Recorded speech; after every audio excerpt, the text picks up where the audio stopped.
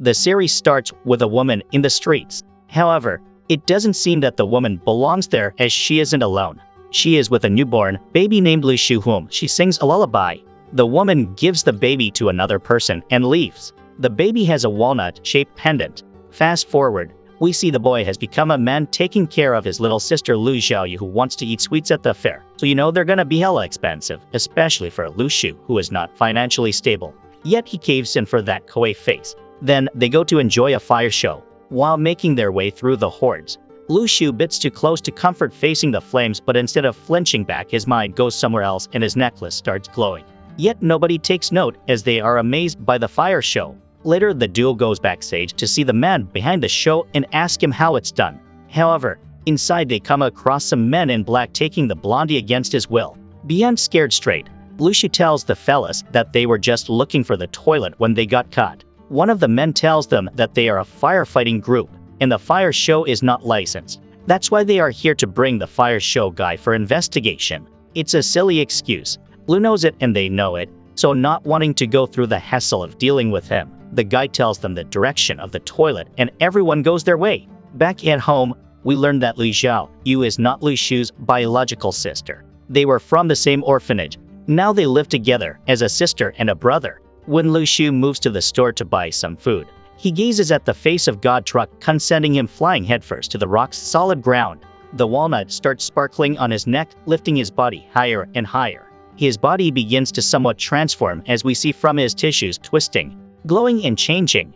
On the other side, the man behind the gut is freaking out, believing he has killed the young man, so he goes to check on him. Lu falls as if nothing was happening. But then our boy opens his eyes, wanting revenge money as a form of compensation. Seeing this, the truck driver gets frightened, thinking it's his ghost, and flees away while numbers keep ticking over his head. Thus, Lu Shu goes back to his original task, buying some noodles, but the task seems harder than usual since the shopkeeper is also frightened and numbers appear above his head. But the main man doesn't overthink it and gets back home to take a shower. After washing himself up, Lu looks for any wounds or signs of the accident, but finds nothing.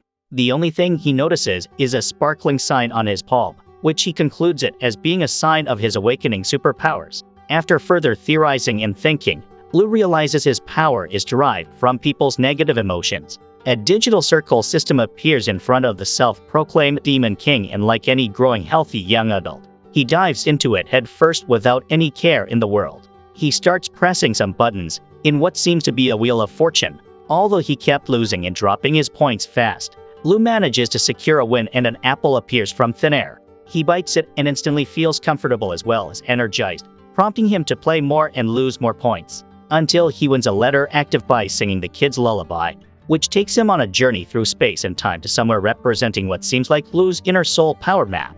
After looking a bit into it, he goes back to reality and joins his little sister at the dinner table, only to leave again upon seeing a fire has occurred in their area. When he climbs to the rooftop to take a look, he finds the same men from the fair jumping from rooftop to rooftop like ninjas, but with drip.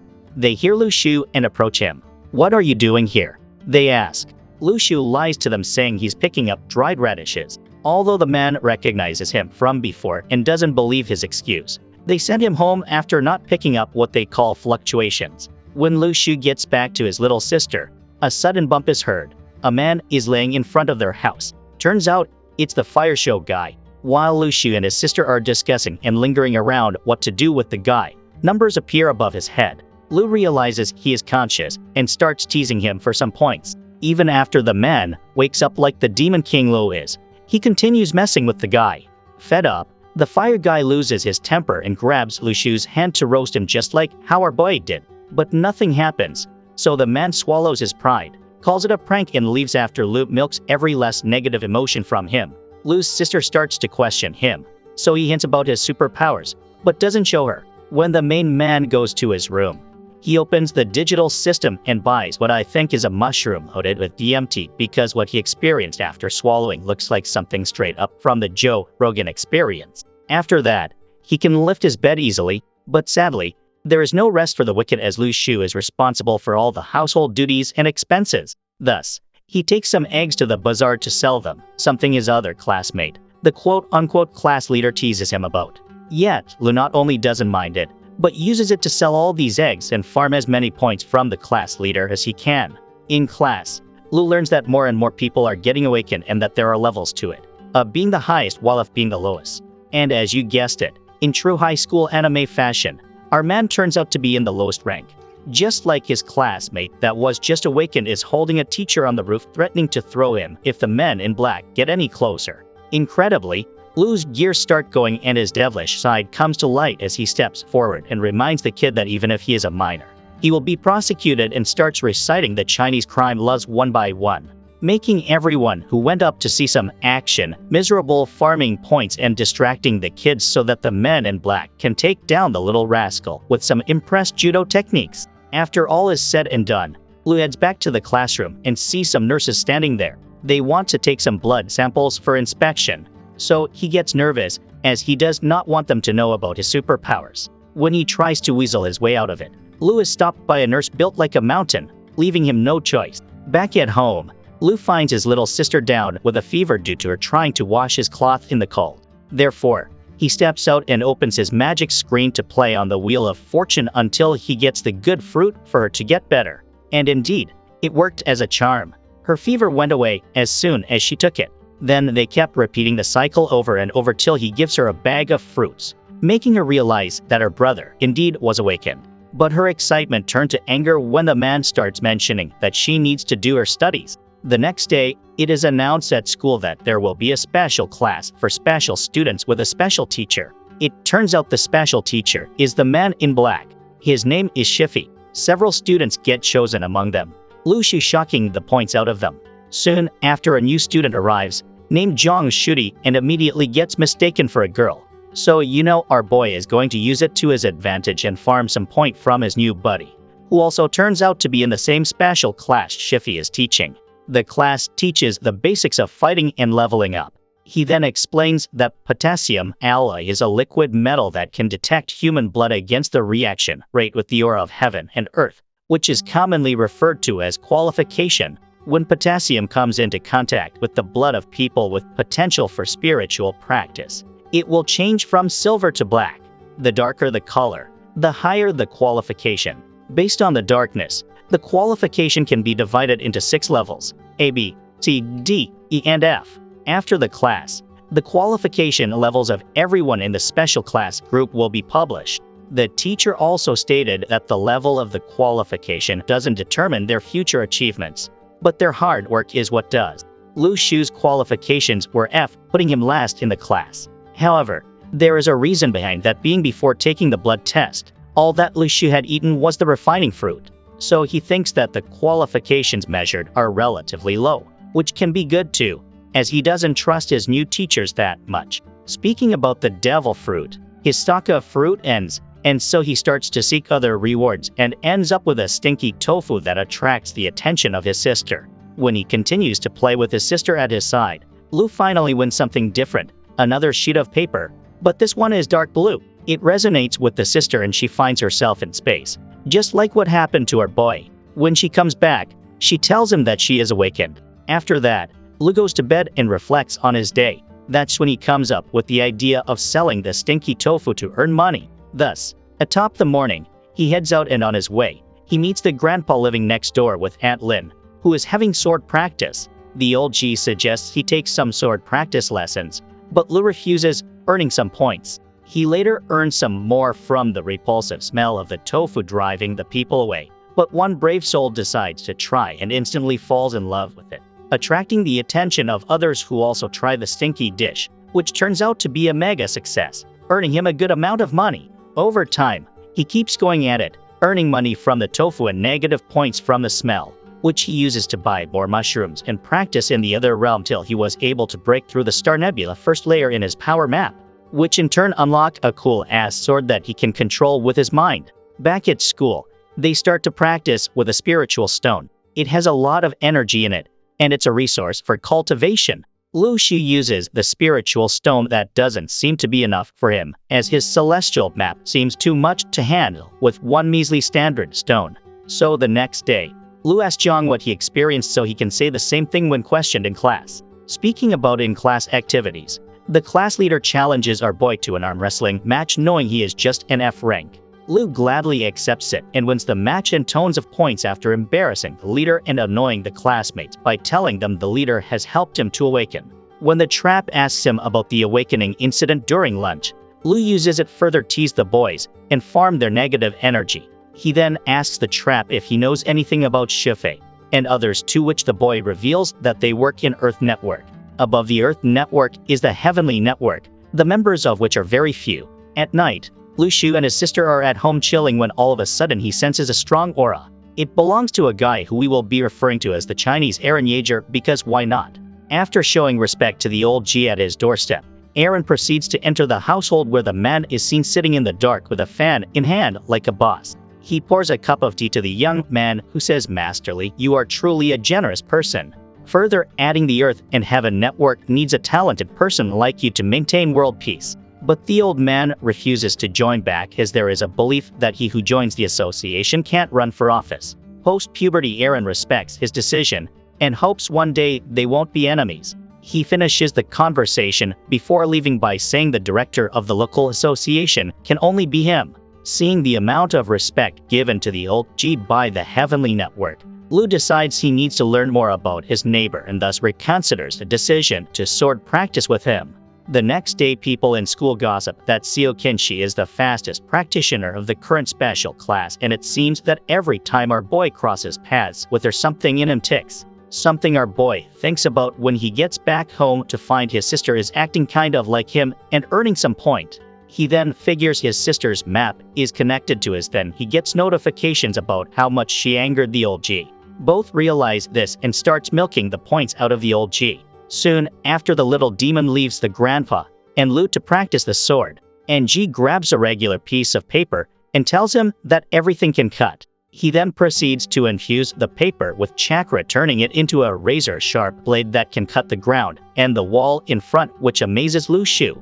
Grandpa's strength and wisdom inspire the main man, and he starts to practice his hockey mastering technique. Although Sensei notes he knows nothing about the way of the sword, Lu has a talent for it and can come a long way very fast, as was evident from his skyrocket improvement. After the lesson, NC asks Lu if he would like to take more responsibility one day if he has greater power. Lu replies no, something the old man understands and respects. The next day comes, and with it one of the Heaven Network officers, who tells his old mentor there are signs of reappearance regarding the ruins in the various locations of this country.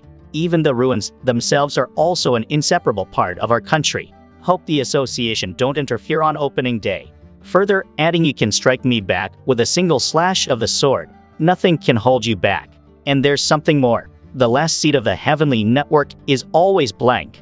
Looking forward to the day when we can cooperate with the association, and we long for world peace. Then he leaves after Lu's arrival. Lu remarks, "Isn't that an important figure in the network?"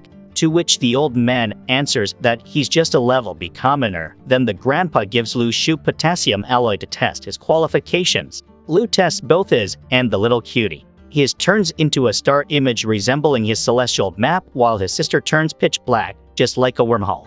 Needless to say, there's nothing about that on the record, indicating his power level, although can be compared to others, cannot be measured in the standard ways, so be decided, keep the results a secret, and goes to bear the flasks. The old man appears from behind and asks him about the result, so he lies to Grandpa, telling him they are still F. Doubtful, the G leaves him.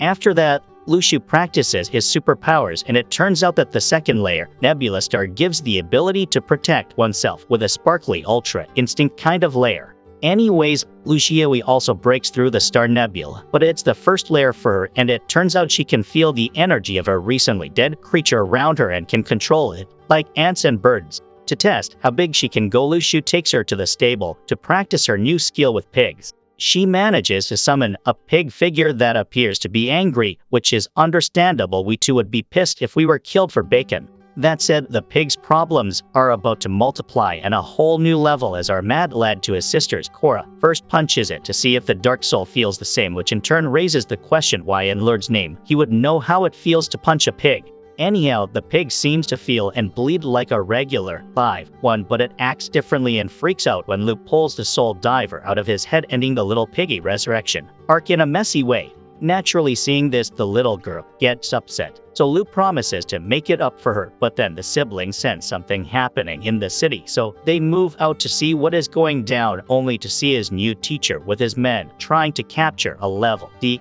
and two of his underlings. Chief stands as he reflects, fire shots one after the other. He then dodges the D rank jump and continues to maneuver through the earthbender shenanigans. When the police arrived, the thugs leave with smug on their faces. Lu Shu and his sister were watching the fight, but he sends her home as he wanted to follow them, and it was too dangerous. Cornered inside a building like rats, the underlings voice their concern. They can't keep running anymore, and they should surrender. Their leader says there is no peaceful surrender now that they have two of the network men, reassuring his men that he will take them out of there.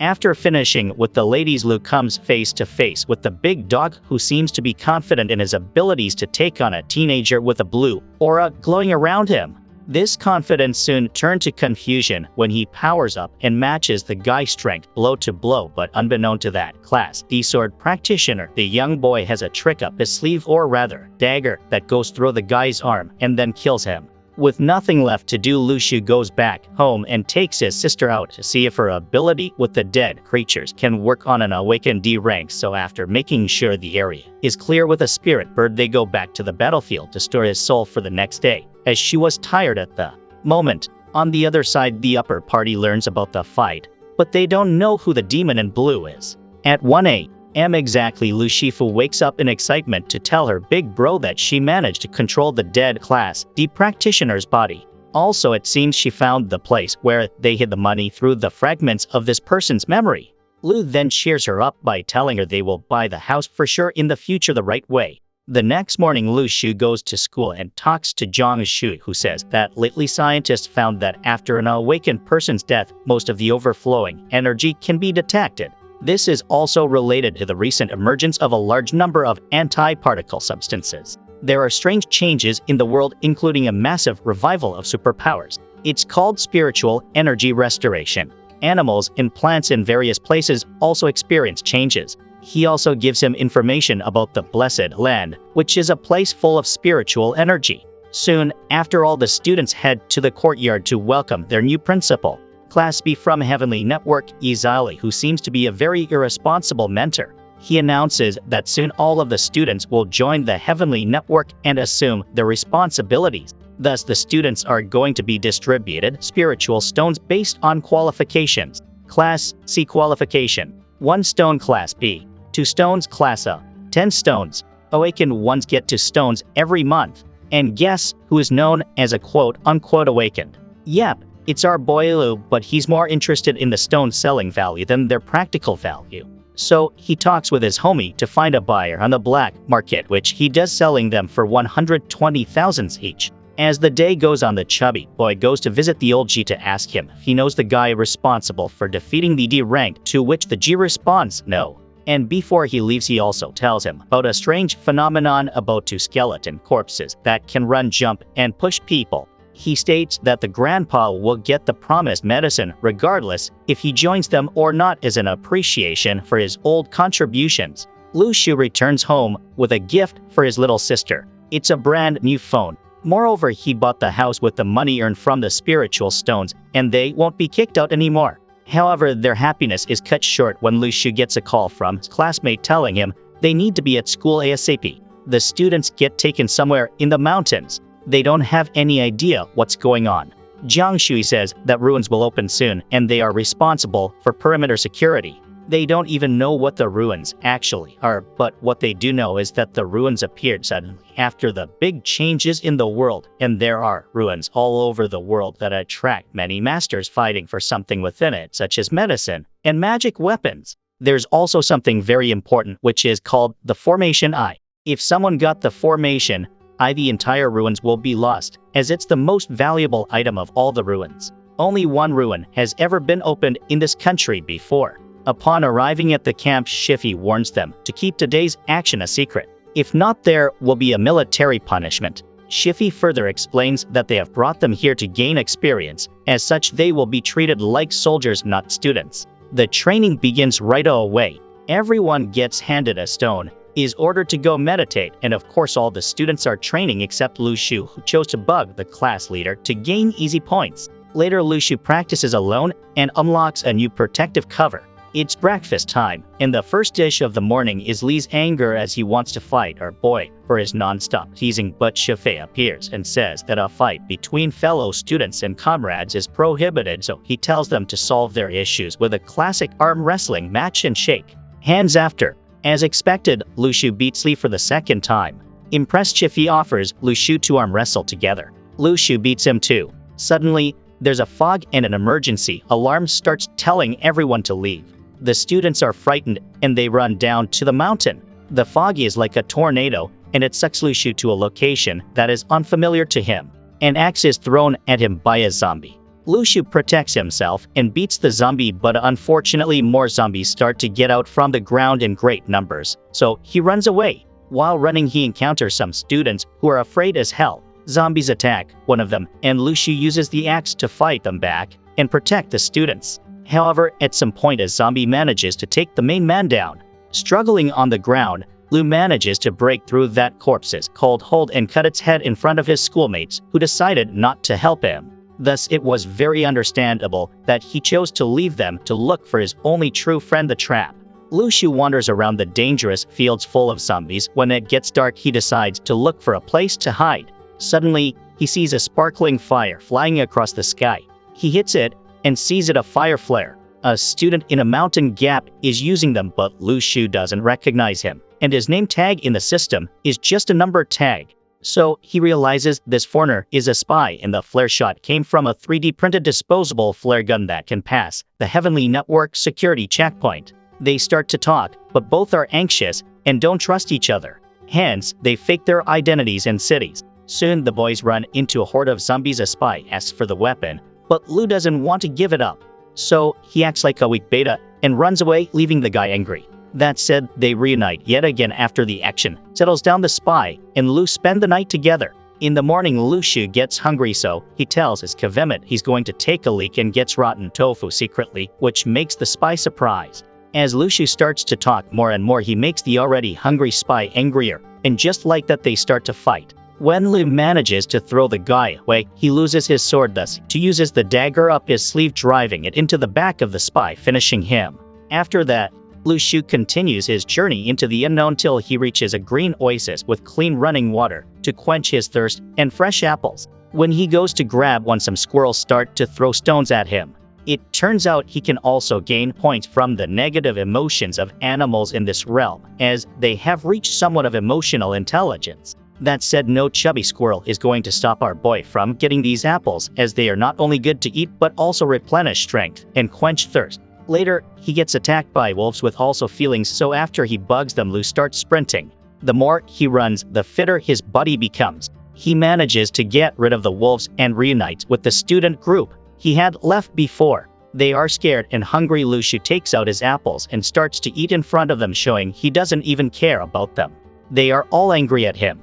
After getting some points, he gets up and is determined to find the formation eye. As Lu Shu continues his path, he encounters a zombie with a horse and a nice spear. Nice enough for our boy to take it, upsetting the zombie. Lu Shu then adds insult to injury by throwing him off the horse and running away. As soon as the zombie homies arrive, they try to shoot him down with arrows as he makes his escape, but they fail, frustrating them as he is too agile, so they leave.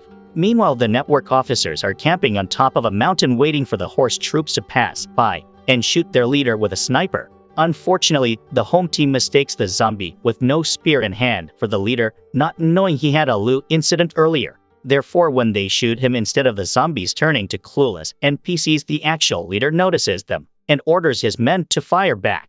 After running away, the home team regroups and assists the station, concluding it will be very hard to smite the leader now, as the element of surprise is no longer with them, or so they thought. Suddenly, they see someone hidden in the rocks. It's Lu Shu, who is very playful with zombies. Soon a violent fight starts between Lu Shu and the zombies. Lu Shu easily uses his wide range of weapons to cut their heads off and beats them all. Meanwhile, Li Xiaoyu is alone at home and mad at Lu Shu for being gone so long.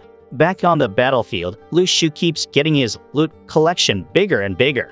Following the path made up of dead zombies, the home team prepares for the next fight. While they positioned themselves to attack, zombie leader Lu Shu strikes first from nowhere with the zombie spears that he infused with his power. Seeing the fight has started, the officers, unlike the first group Lu ran into earlier, Hall asked to help him, but like last time, doesn't need any help and finishes work as soon as they arrive. The officer tries to compliment our boy for his power and skill, but Lu's only care is to pick that loot up. With so many weapons in hand, the Silver-Tongued Demon King announces that he's selling all the weapons, and since most don't have cash on them, he comes up with a trading system instead of cash. Although people are hesitant to buy until one brave soul comes forward to buy one, and just like that everyone soon followed, earning himself easy money and of course easy point. Now, all dripped up and ready to continue, moving the home team along with Lu is leading the way, walk toward the center of the ruins. As they get closer to the core area, the temperature drops and the students get tired, so they camp at a safe spot for the night. While admiring his new bling, Lu feels hungry, so he grabs himself one super apple. He then notices that the network men are beaten down quite well, so he shares his apples with them without any compensation, and as soon as they take a bite, they feel their strength is back, their thirst is quenched, and their hunger is gone.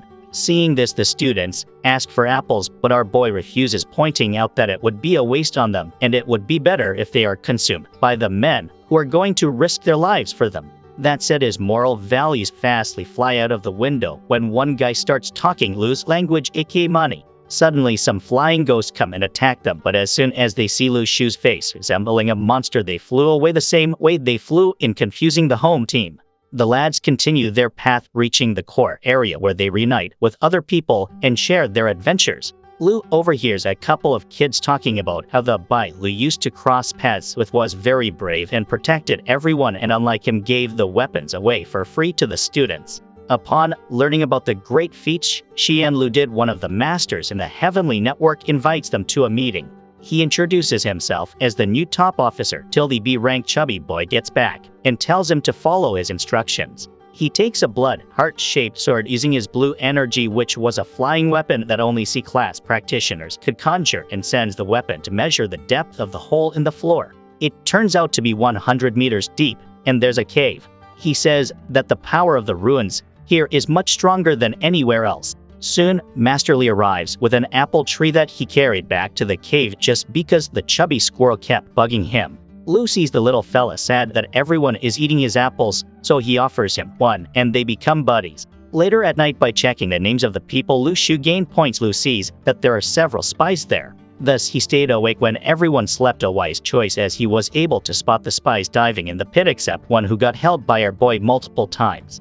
Frustrated, the spy says F it, and they start to fight. After confronting him for a bit, Lu screams, "What are you doing, step bro?" Everyone wakes up to check what kind of Saz behavior is going down. Among them is Lee, who as soon as heard Lu screams, processed to manhandle the spy in a blink of an eye. Later, after Lee tells the group they will be following the spies, who he is positive won't be able to beat them to the eye, he goes to Lu and makes a 50-50th business cooperation with our boy. When another ruin opens, Lee will personally invite Lu, since special class disciples cannot enter the ruins, and once he is in, Lu can do what he did so far, earning lots of money for both parties. With business out of the way, Lee leads the way downstairs, which was created by an earthbending Betty. As soon as they reach the lowest point, they see the spies, who are already dead. Lu Shu considers everything very strange, but they continue their march. After a while, a cave opens up and a bright light comes from it, as well as flying spirits. Lee Ixio uses his firepower to attack them, while others use their weapons to fight them back. Well, everyone other than Lu Shu, whom the ghosts avoid because they are scared of his corpse dog that ends up eating well with every ghost our boy kills and absorbs. Soon after, lots of zombies appear with their leader, who has a spear in his hand, which Lee dubs the formation of the eye. Therefore, he thinks that after seizing the spear, these ruins would instantly disappear along with everything inside it, from land to monsters. Thus, he attacks the leader, killing his horse. A fierce fight starts between the zombies and the people. At some point, Lu is going to be hit from a blind spot if it wasn't for his girl Xiao stepping in. Some time passes and Lu notices that the zombies are avoiding him because of the corpse dog, which sparks an idea inside that devious head of his, so he ends up leaving the battlefield and enters the castle without being noticed. After that, Lu Shu continues his exploring and opens a huge door, believing some nice items behind it are worth a buck.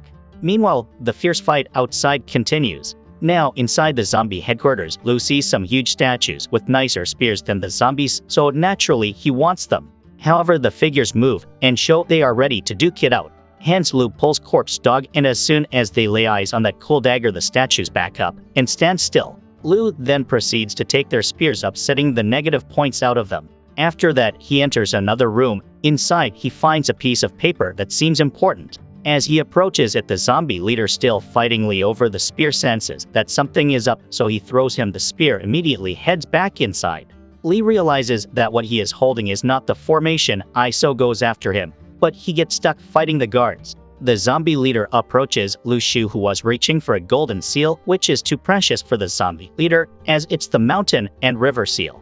Out of surprise, Lu Shu drops it. Luckily, though, he catches it last second and his body absorbed it, and with it everything in the realm. The buildings, the people, and the zombies disappeared immediately, flying away to the seal, which was in Lu Shu's hand. Even Lu Shu himself disappeared from there. Incidentally, everyone else gets transferred to the city. The students register and drop off their weapons, everyone except the class leader, who looks depressed because Lu went missing, making him sad as everyone believes he has died, and so the class leader volunteers to look for his buddy, claiming they are related. The bittersweet scene then turns comedic when Lu arrives and shifts the mood, teasing what now I presume is his brother. Speaking about siblings, after being finished with the weapons, Lu Shu goes home to his sister. He is welcomed not only by his little sister, who was extremely worried about him, but also by the old G and auntie. When he thanks for looking after his sister while he was gone, he also thanks the old G for his training, as it helped in the ruin. Finally, back to home sweet home, Lu Shu tells his sister about his adventures and shows her 2 pearls he got. The black one was from corpse dog absorbing the spirits and zombies, while the colorful one was from absorbing the spice. He then tells her that they can be used as food to power the spirits she can summon. Also, he hands her 2 last gifts, some apples from the ruin, and of course the chubby squirrel, who gets frustrated seeing her eating his apples without sharing them with him, but then she wins him back with a potato chip, and they become friends. Later, Lu Shu finds out that the seal of the mountain and river is a divine object that can observe the earth, and that the aura there can be controlled. The only thing he needs to do is become stronger to gain access to the castle within. On the other side, 2 guys from the Heavenly Network think that the formation was taken by a spy, but they still don't have any proof. Moreover, they have already sent 2 members to the city to report any unusual flow of the aura. They also discuss the students, stating that Lu Shu and Sao King Z are outstanding. One of them says that new ruins are opening soon, further adding northern gods, eastern gods, and western vows. Even the Foundation and the network are working to step up the war effort. There's no need to wait for the next ruin. There will be a war between heaven and earth. Change is coming. Meanwhile, changes happen in the Lu household. The kids now have a new TV, and our boy is not stopping there. He wants to provide a better life for himself. Li Xian said, "We want to train you because you will be the hope to protect our country in the future." After some deliberation, all the parents agreed to let their children stay in the Daeyun class. After 2 days of rest following the ruins incident, Lu Shu resumed his swordsmanship training with the old neighbor. The old man explained that ordinary students use spiritual energy to transform their bodies, while they use willpower, known as essence, energy, and spirit. The first step is to use willpower to open the Kisi Snow Mountain. When sword energy is sufficient to open the Kisi Snow Mountain, the sword embryo is formed, and the sword embryo becomes everything. The old man advised that the more willpower accumulated before opening the Kisi Snow Mountain, the greater the future achievements. Following his teacher's advice, Lu Shu continued to train and quickly made a breakthrough. Seeing this, the old man closed the door and said nothing more. The next morning, Jiang Shui visited Lu Shu, asking why he chose to continue in the Celestial Network.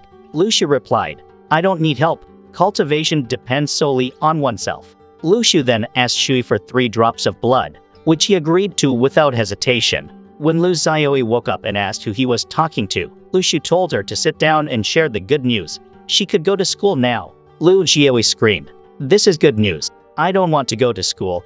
I just want to stay home and eat snacks." To make things difficult for her brother, she demanded, "I won't go to school unless you give me something to eat within 1 minute." Lu Shu quickly took out some food from the system for his sister, who then angrily helped him gain negative points. Lu Shu took Lu Xiao to meet Li Aixio to enroll her in school. During the evening sword practice, The old man scolded Lu Xu for not informing him before enrolling Lu Xiaoyu.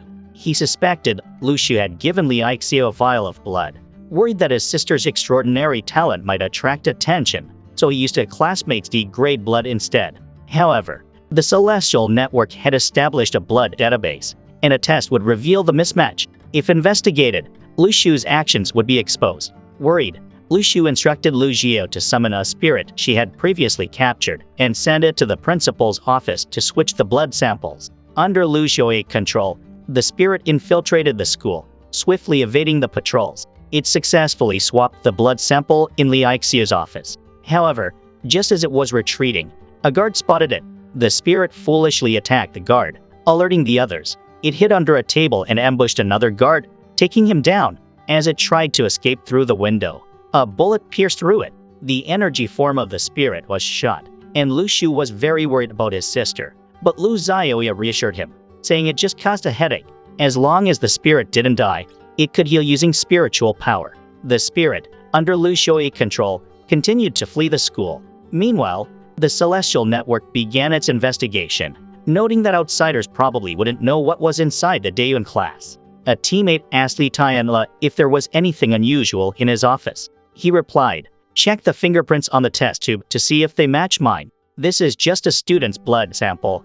Who would break in to change it?" Lu Xu took Lu Jiao to the old neighbor, confessing that he had tried to swap the blood sample but failed, asking for his help to resolve the matter. The old man agreed to help this time, but warned there wouldn't be a next time. The Celestial Network members reviewed the security footage, and Li Aixio was furious that the intruder had laughed foolishly, feeling mocked. The next morning, Lu Xu told Lu Xiaoyu she would start school soon. Lu Xiaoyu complained, saying that without the old man's help, they'd be in big trouble. Lu Xu persuaded her, saying her abilities were still too weak. Lu Xu then had the idea of having the little squirrel control the mice to scout, but the squirrel complained that the mice were too dumb. Lu Xu dissolved marrow-cleansing fruit in a tub of water and had the mice drink it, which indeed made them more intelligent. He even started teaching the squirrel to read, threatening to cook it if it didn't learn 40 words a day. The next day, Lu Xu took Lu Xiaoyu to school. She criticized him for picking childish supplies, saying she was too old for them. Before entering, Lu Xu reminded her not to reveal her abilities and, most importantly, not to fight with classmates. Inside the classroom, Lu Xiaoyu introduced herself plainly. "I am Lu Xiao." That's all. Her classmates weren't impressed, leading to a lot of resentment reflected in Lu Xu's system. Li arrived and announced that due to the class's contributions, they had been promoted to second lieutenants. He gave Lu Xu a warm hug, encouraging him to keep up the good work. Just then, Lu Xiaoyu's teacher arrived, saying she had already gotten into a fight. Fearing this, Lu Xu went to apologize to the parents of the injured students, promising to cover medical expenses. On the way home, Lu Xu didn't speak to Lu Xiao, making her very anxious and worried. She eventually broke down, begging him not to send her back to the orphanage. Lu Xu climbed to the roof and called her up to talk. He explained that the world was full of malice, and she had to be strong enough not to be bullied, but she must know when to hold back in a fight. He told her that understanding her mistakes and correcting them made her a good child. The world was changing rapidly, and they needed to decide if they would fight for others. Xiaoyu said they would protect people like the old man, Uncle Li who sold snacks, and Auntie Wang, as protecting the country meant protecting those they cared about. Lu Xu understood this deeply, realizing that although he had always lived for himself and his sister, reading the oath to protect the nation stirred something within him. Laughing, he told his sister, "Two chickens like us, not even at level C yet, thinking about being heroes." Xiaoyu asked, "If someone bullies me, will you protect me?" He assured her he would. "And if someone wants to kill me, then I'll kill them," he replied. Li Xuanyi, back in his room, recalled his master's teachings. The master had told him that with his foolish and playful nature, it would take 20 years to open the Qixi Snow Mountain. The master had given him a trick to open it faster. With each sword strike, he should shout "open." He shouted himself hoarse without any success. But now using this trick on Lu Xu, it surprisingly worked. He lamented to his wife, "It took me 2 years to open my Qixi, but Lu Xu succeeded in just 2 months. Watching Lu Xu practice his swordsmanship, he felt increasingly envious and saddened by his own talent. The next morning, Old Li taught Lu Xu the 4th sword move, the decisive move, which was as silent and effortless as a dragonfly skimming over water. Lu Xu practiced diligently, feeling increasingly invigorated with each session. Old Li noticed that in Lu Shu's qi, clouds were forming more densely, eventually turning into rain, an indication of mastery in martial arts. Lu Shu told Old Li he felt his qi had turned clouds into rain. Old Li responded that the path of the sword is endless, that he must continue to gather the rain into rivers, and the rivers into oceans. Lu Shu obeyed, announcing that with summer break approaching, he could take some time off and take Lu Xiao on a trip. They packed their things and set off, choosing a pink suitcase as per Lu Xiao's preference, both excited by the large train. When they reached their seats, they found a group playing cards there. Lu Shu politely asked to take their seats, but the group showed resistance. A girl in the group suggested they give up the seats since they were from the Dao Yuan class. Lu Shu remarked that being from the Dao Yuan class wasn't so bad. A guy in the group sneered, claiming to be a Dao Yuan student himself. Lu Shu retorted that he was a repairman, fixing whatever he found displeasing. Angered, the guy was about to retaliate, but the girl stopped him, so the situation was temporarily diffused. Even on vacation, Lu Shu continued to practice diligently. His bare-handed ki emitted a force strong enough to crack the train's windows. Early the next morning, Lu Xiaoyu asked Lu Shu to make her some instant noodles. As he brought the noodles back, he walked as if he might soil his pants, having suppressed his qi for too long, causing stomach pain. Seeing Lu Xiaoyu eating noodles, poor students from the previous day mocked them for only being able to afford instant noodles. Lu Shu responded, guessing they were just low-level officers, and showed his lieutenant credentials from Tianhuo Diwang along with a spirit stone, indicating its high value. The students, feeling humiliated, displayed negative emotions. That night, Lu Shu, disguised, went to the black market to learn about selling spirit stones. Although the market was fake, it was filled with various items that the students couldn't distinguish. Lu Shu thought to himself that those unable to tell the real from the fake were bound to be deceived. An old man called him over to examine some goods, but after inspecting them, Lu Shu declared them junk and left. The old man then invited him inside, showing him better items. A young man brought out a box of spirit stones. Recognizing the young man as a practitioner, Lu Shu understood why he dared to sell spirit stones. The old man showed Lu Shu 2 spirit stones, claiming only his shop had genuine items. When Lu Shu asked the price, the old man said 180,000. Lu Shu remarked that the spirit stones were a great bargain at that price due to the time and effort they saved in cultivation. Hearing this, the old man raised the price to 200,000. Lu Shu then offered to sell the old man a spirit stone. Annoyed, the old man lowered the price to 118,000, stating he wasn't responsible once the goods left his shop. The young man who opened the door turned out to be the old man's son, a talented A-level student from the Dao Yuan class in Xining, far superior to those here. While walking, Lu Shu noticed a vendor exuding a faint spiritual aura, suggesting he was a low-level practitioner. After some bargaining, Lu Shu managed to acquire many negative points. Learning the vendor's name was Li Dian. Li Dian showed him a gourd that could absorb all the spiritual energy of anyone named within its range. Demonstrating the gourd's power, Lu Shu agreed it was a treasure and bought it for 4 spirit stones. Lu Shu came up with an idea and invited Lu Xiao to test the gourd on the people from the morning train. As soon as he called out to the young man, the guy turned around. Could it be that the gourd's function was to make whoever's name was called turn and look at the person who called? He tried it again, and sure enough, it worked. Although it felt like a trick, Lu Shu thought it might still be useful in some situations. By this time, Lu Xiaoyu was getting hungry and asked her brother to take her to a full restaurant. The little squirrel, only able to watch without eating, got upset and ran off. The tour guide then called the two back to the bus, and Lu Shu saw the man who had sold him the gourd. Even though the man had covered his face yesterday, Lu Shu still recognized him. A bit later, they arrived at a rest stop. While Lu Shu and Lu Xiao were resting on the grass, a young man on a motorcycle rode by. Lu Shu recognized him as Liang Zi, a fire element user from before. Liang Zi had advanced to mid-level D. But what was he doing here? Lu Shu told Lu Xiao to head back first, and then quietly followed Liang Zi. It turned out Liang Zi was meeting with the man who sold the gourd, and they were discussing retrieving something from Yu Mountain to deliver to foreigners. Seizing the moment when Liang Zi wasn't paying attention, Lu Shu borrowed his motorcycle without intending to return it. The bus driver was shocked to see Lu Shu running off with the bike. Realizing his motorcycle was stolen, Liang Zi chased after Lu Shu, cursing, "Hey, you thief, return my bike! What did you eat to be so fast?" Sweating profusely, he couldn't keep up. Lu Shu remembered Li Dian's words about his compass being able to sense treasures at Ru Mountain, indicating some kind of energy fluctuation. Using his powers, Lu Shu detected an energy fluctuation in the distance. After some digging, he discovered a cave. Using his phone's flashlight, he ventured deeper inside and found a piece of mirror on a stone platform.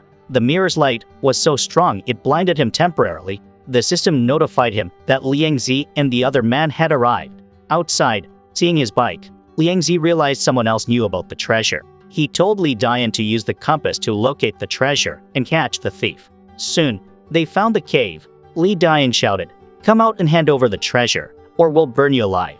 Lu Shu responded, "Don't burn anything. There's only a mirror here. I'll give it to you." He tossed the mirror piece to them. When they asked why there was only half, he insisted it was the truth. When they tried the mirror, they were blinded by its light. Taking advantage of this, Lu Shu grabbed the mirror back. Liang Zi, still dazed, accidentally hit Li Dian. Seizing the chance, Lu Shu took off on the motorcycle again, with Liang Zi shouting after him, "That thief is insane." At this moment, a patrol car from Tian Daiwang drove by and asked Liang Zi if he had seen anyone running off with a motorcycle. Li Dian replied that they hadn't seen anyone. However, since there were no villages nearby, the patrol questioned why they were there. Li Dian hesitated to answer, and when he turned around, he realized Liang Zi had already fled. Li Dian was quickly apprehended and, out of frustration, shouted that the fleeing person was Liang Zi, a D-level fire controller and fugitive from Tianlu Diwang. Liang Zi launched a fire attack, but a member of Tianlu created a protective shield. Reinforcements from Tianlu Daiwang soon arrived and surrounded Liang Zi. Seeing no way out, Liang Zi surrendered. When Lu Shu returned, he saw a convoy of Tianlu Daiwang vehicles passing by. He followed and encountered Uncle Jiang, who revealed that a relic site was about to open and that all Dao Yuan class students with merit were ordered to participate. Lu Shu immediately presented his identification, and with Uncle Jiang's connections, managed to get permission for Lu Xiao to enter the relic site as well. A man from Tianlu Dawang approached them, saying he was in charge this time. He explained that Niping was handling a dispute at the border, couldn't come to Kingsao, leaving Chen Bailey as the main rival in the relic site. It turned out that Chen Bailey was an infiltrator intending to command his forces to seize the Formation Eye. They had sent a B-level individual to deal with Chen Bailey, intending to stall him rather than defeat him outright. Lu Shu recalled old Li stories, noting that Tianlu Dawang had 6 elite members. Niping, the top master of the East, guarded the border so well that no enemy dared to invade. However, Niping's assistant was the real focus despite lacking natural talent.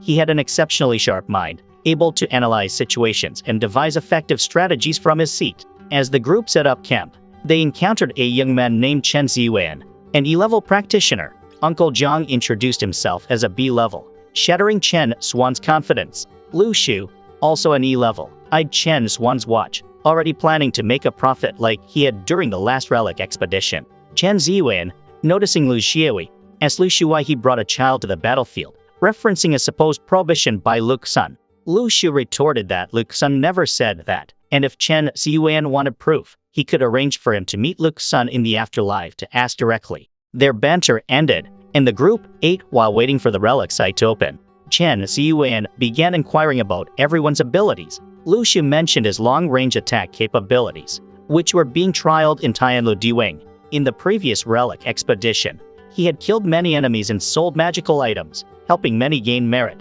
This impressed Chen Ziwen, who realized Lu Shu was the real leader, explaining why Uncle Jiang clung to him.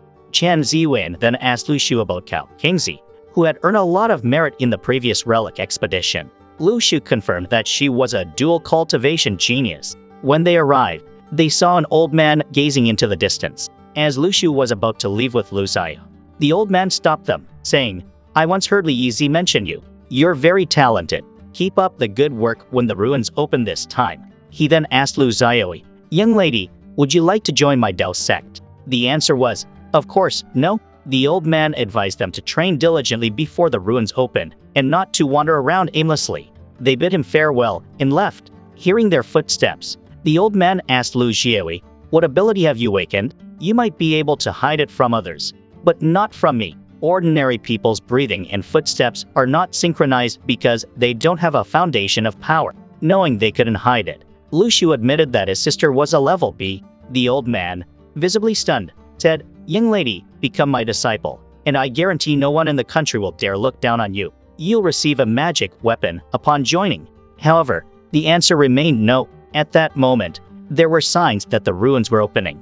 The old man shouted for everyone to gather, and then one by one, they entered the ruins. Lu Shu cautiously instructed his sister, "If you don't see me, head to the center of the ruins." As expected, upon entering, everyone was dispersed randomly. This group of students followed Wei Jin, a level B talent. He tried to use the sun's position to navigate, but this method proved useless as the tall trees in the ruins blocked the view. Lu Shu stepped in with some sarcastic remarks to gain negative points and then climbed a tree himself to get his bearings. When attacked by a snake, he grabbed it by the neck and snapped its fangs. Realizing he earned points for this, Lu Shu was quite pleased. Using his ability, he saw a place where the spiritual energy was dense and assumed it was the center of the ruins. Back on the ground, he told everyone he only saw beautiful scenery but hinted that the vegetation there was unusual.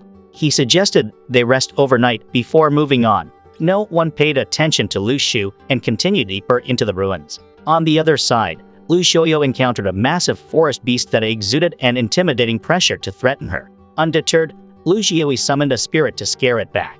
Meanwhile, Lu Shu was sitting by a fire cooking when many animals were drawn to the light. The forest began to stir, with long tree roots attacking the wild animals. Lu Shu quickly realized that this clearing was the animals' nighttime refuge. Watching the animals, a mischievous smile appeared on Lu Shu's face as he tormented them to gather negative points. He chased the animals around the fire, while the others struggled against the forest attacks. After a while, they had to return to Lu Shu's resting place as the forest was too dangerous. A student asked Lu Shu what they would do the next day. He replied that he had important tasks and suggested they quickly regroup with the others. The next morning, the group woke up, brushed their teeth, and washed their faces. One member warned against wasting water, saying they needed to conserve it to avoid dying of thirst. Better to have bad breath than meet their ancestors. Lu Xiaoyu arrived and inquired about her brother's whereabouts. She was directed to Lu Shu's location. A pig sniffed urine at the base of a tree,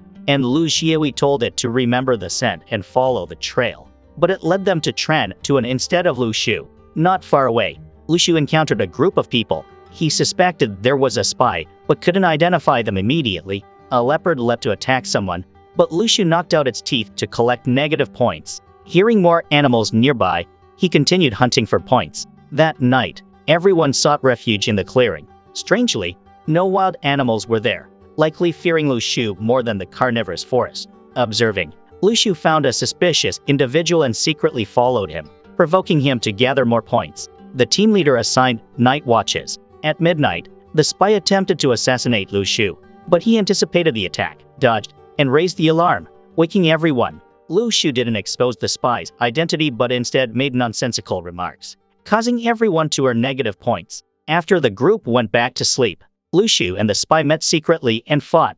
After a few basic moves, Lu Shu defeated him. The spy threw hidden weapons and tried to escape, but Lu Shu successfully captured him with a magical gourd. He demanded the spy reveal everything. The spy confessed, had orders to explore the ruins, and that their code names and strength levels ranged from C to B. After dealing with the spy, Lu Shu went back to sleep as if nothing had happened. The next morning, the team was abuzz with rumors about the missing member. The team leader insisted they move on, not letting one person delay their progress, and so they continued their journey at dawn. At this moment, Lu Shu felt that he had broken through to the second level of the nebula, but he didn't see any Seven Souls sword being created. Meanwhile, Li Dian and Liang Triad had entered the ruins. It turned out that when Qian Luodi Wang was about to enter the ruins, the spies took the opportunity to rescue the two rogues. One of them told Liang Triad that if he dared confront Qian Luodi Wang, he should join forces with them because no one in Qian Luodi Wang could match them this time. They had Anthony, a top-tier world-class level B expert, to support them. Their mission was to find and seize the Formation I. In the center of the ruins, Senior Tran Baklai discovered Anthony, who had Earth-based abilities. He began using his flying sword to force Anthony to reveal himself, who retaliated with Earth-based attacks. Lu Shu sensed the distant battle. Tuan asked Lu Xiaoyu if the noise might indicate that Lu Shu was in danger. She replied that Lu Shu would be fine and that she would kill anyone who dared to harm him. Using his invisibility technique, Lu Shu evaded the attacks from the tree demons as he made his way to the battleground. The fight between Tran Bok Lai and Anthony was intense, shaking the entire forest. Lu Shu eventually reached Tran Bok Lai, who appeared to be injured. Tran told Lu Shu that he had been fighting a foreigner with earth-based powers who had sneaked into the ruins and hidden underground to avoid detection, but that Anthony was more severely injured. He asked Lu Shu to protect him while he recovered before Anthony could heal. Anthony, still hiding nearby, attempted to attack them but was blocked by Tran Bok Lai. Realizing that fighting a level B expert was incredibly challenging, Anthony temporarily retreated. Tran warned Lu Shu not to pursue, saying that a level C like him couldn't defeat Anthony. However, Lu Shu insisted that this was a rare opportunity because Anthony was injured and chased after him. Lu Shu gathered his strength to dispel the fiery vortex Anthony created using the power of the heavens and earth, revealing that Anthony was indeed gravely injured. The two began to fight, with Lu Shu using his spirit dog to continuously attack and wound Anthony. The spirit dog was difficult to control and underestimated Anthony's level B strength. Having understood the principles of the second Nebula, Lu Shu summoned a new spirit sword and swiftly launched an attack to take Anthony's life. Though the attack nearly succeeded, Anthony managed to escape, proving how difficult it was to deal with a level B expert. While Anthony was fleeing, Lu Xiu sensed that his soul was incomplete. She realized the recent fight must have been between him and Lu Shu, and that Lu Shu had even damaged his soul. Enraged, Lu Xiu leaped up and punched the ground forcefully. Tuan asked if she was crazy, to which she replied that someone was escaping underground and she had killed him.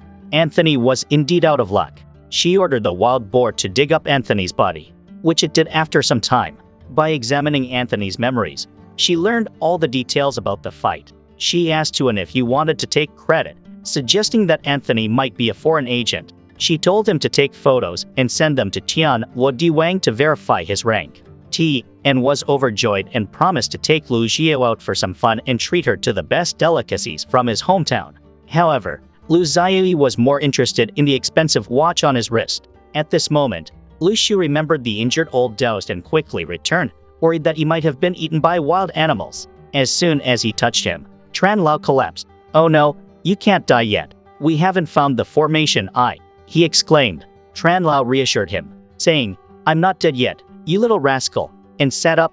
"How did any rank like you manage that?" he asked. Lu Shu explained that he had awakened during the fight and was now C rank. "What kind of monster are you to level up so fast?" Tran Lao exclaimed.